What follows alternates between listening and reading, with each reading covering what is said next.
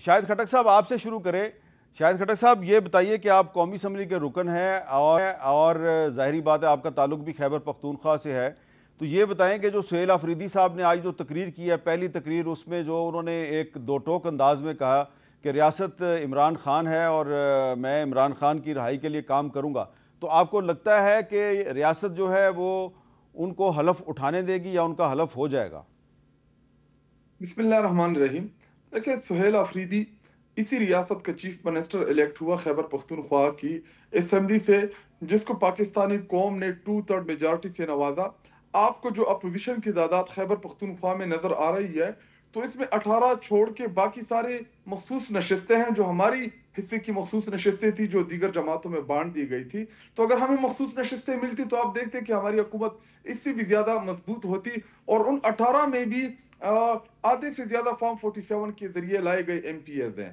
تو ریاست کا مطلب یہی ہے کہ آپ کو جب پاکستانی قوم مینڈیٹ دیتی ہے، جب وہ آپ کے ساتھ کھڑی ہوتی ہے، اور ریاست میں عوام جو ہے وہ مین ستون ہے، کیونکہ ریاست جو بھی کرتی ہے، اس کے جو بھی پالیسیز ہوتی ہے، اچھا کرتی ہے برا کرتی ہے، وہ ڈائریکٹلی پبلک کو افیکٹ کرتی ہے. تو سہیل آفریدی کے کہنے کا یہی تھا، انہوں نے جو پیغام دینا تھا کہ عمران خان صاحب کی حکومت خیبر پختونخوا میں عمران خان صاحب کی جو ڈائریکشنز آئیں گی، ان کا جو ویژن ہوگا، وہ خیبر پختونخوا کی حکومت امپلیمنٹ کرے گی. اور آپ کو پتہ ہے کہ ہمارا لیڈر قید میں ہے، تو ان کی رہائی کے لیے جو پولیٹیکل پرامن جدوجہد ہے، اس طرف انہوں نے اشارہ دیا کہ ہم ان کی رہائی کے لیے ہر فورم پہ جائیں گے، عدالتی محاذ پہ بھی لڑیں گے، پولیٹیکل محاذ پہ بھی لڑیں گے، پرامن پروٹیسٹ بھی کریں گے، ہر ادھر ان تمام دروازوں پہ جائیں گے کہ جہاں سے عمران خان صاحب کی رہائی ہمیں ممکن نظر آئے. جی امیر مقام صاحب، یہ بتائیے کہ جو خیبر پختونخوا کے گورنر ہیں، انہوں نے ابھی تک علی مین گنڈا پور صاحب کا استعفیٰ قبول نہیں کیا. تو دوسری طرف جو سہیل آفریدی صاحب ہیں وہ چیف منسٹر بن گئے ہیں، اسپیکر نے الیکشن کروا دیا. تو کیا اب یہ مناسب نہیں ہے کہ تحریک انصاف نے بھی آپ سے رابطہ قائم کیا کہ جی یہ معاملہ چلنے دیں؟ تو آپ ان کو حلف لینے دیں گے یا اس سے پہلے کوئی قانونی کارروائی کر رہے ہیں آپ؟ نہیں، تو یہ تو حامد میر صاحب جس طرح اس نے بات کی میرے بھائی نے، اور اس میں کوئی شک نہیں ہے کہ ان کی میجارٹی ہے اور ان کی مرضی ہے، جس کو فارغ کرتے ہیں، جس کو لاتا ہے، نو ڈاؤٹ، اس میں ہمیں کوئی شک نہیں. مگر اس کے جو طریقہ کار ہے اور پروسیجر ہے، ہمارے وہی اعتراض کو اس کو پراپرلی فالو نہیں کیا گیا. اور جب گورنر کو استعفیٰ موصول ہوا اور اس نے کہا کہ میں اس کو منڈے کو دیکھوں گا، تو پھر اسی دن اعلان کیا گیا سنڈے کو کہ نامینیشن پیپر بھی فائل کر دیا اور پھر الیکشن بھی اناؤنس ہوا. تو وہی طریقہ کار کو صحیح فالو نہیں کیا گیا اور اس کو فالو کر لینا چاہیے تھا. اگر پھر گورنر اس طرح ڈیلے کرتا، لمبا ہوتا، تو وہ ایک اور بات ہی، پھر دوسرا آپشن لے سکتے تھے. مگر اس میں تو ٹائم بھی تھا ہی نہیں اور انہوں نے فوراً کر دیا. اور اس کے طریقہ کار یہ ہے کہ ڈی نوٹیفائی ہو جائے چیف منسٹر، اس کی کیبنٹ ڈیزالو ہو جائے، ختم ہو جائے. یہ بھی ہم نے دیکھا ہے ایک دو کبھی میں بھی اس طرح، اور پھر اس کی ڈیزولوشن ہوئی گیلانی صاحب کی دور میں.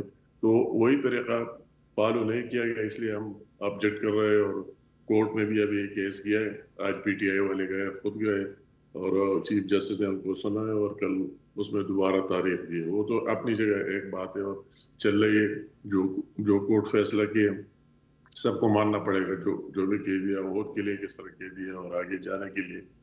مگر بات اصل یہ ہے کہ جو تقریر ہم نے سنی اس کی، وہ انتہائی بینگ پاکستانی اور اسپیشلی بینگ فرام کے پی کے، اس کو چاہیے تھا کہ وہ، یہ ٹھیک ہے اس کا تعلق پی ٹی آئی سے ہے، اس میں شکی نہیں، اور عمران خان کی ووٹ کی وجہ سے آئے، اور اس کی بہن نے اس کو نامینیٹ بھی کر دیا ہے، اس کو آگے لائے، اس کا اختیار ہے، وہ تو اپنی جگہ بات ہے. مگر وہ ابھی صرف پی ٹی آئی کا ایک ورکر نہیں، ایک صوبے کا چیف ایگزیکٹو اگر بنا تو اس کو بات صوبے کی کر لینی چاہیے. اس صوبے کی عوام کو وہی میسج دینا چاہیے، یہ صوبہ عمران خان نہیں ہے، ورنہ پاکستان عمران خان ہے کہ اس کی بات کرے. اس کو کے پی کے میں جو کچھ ہو رہا ہے بحیثیت چیف ایگزیکٹو دیٹ پروونس، اس کی بات کر لینی چاہیے کہ امن و امان کی کیا سچویشن ہے، کیا صورتحال ہے، میرے ساتھ کیا پلانز ہیں. آپ کہتے ہیں کہ میری موجودگی میں کوئی آپریشن نہیں ہوگا، یہ آپ کہتے ہیں، مگر آپ پھر اس کا الٹرنیٹ تو دے دیں، الٹرنیٹ دے دیں کہ اگر آپریشن نہیں ہوتا ہے اور وہی جو ایکشن پلان سامنے آیا تھا نیشنل ایکشن پلان، اس پر عمل نہ ہو 2014 میں، تو آپ اس کے بعد کوئی اور چیز دے رہے کہ ہمارے ساتھ یہ پلانز ہیں، سی ٹی ڈی کا یہ، پولیس کا یہ، اس طرح ہم امن لائیں گے، اس طرح پیس لائیں گے، تو وہی بات آپ کو کر لینے چاہیے.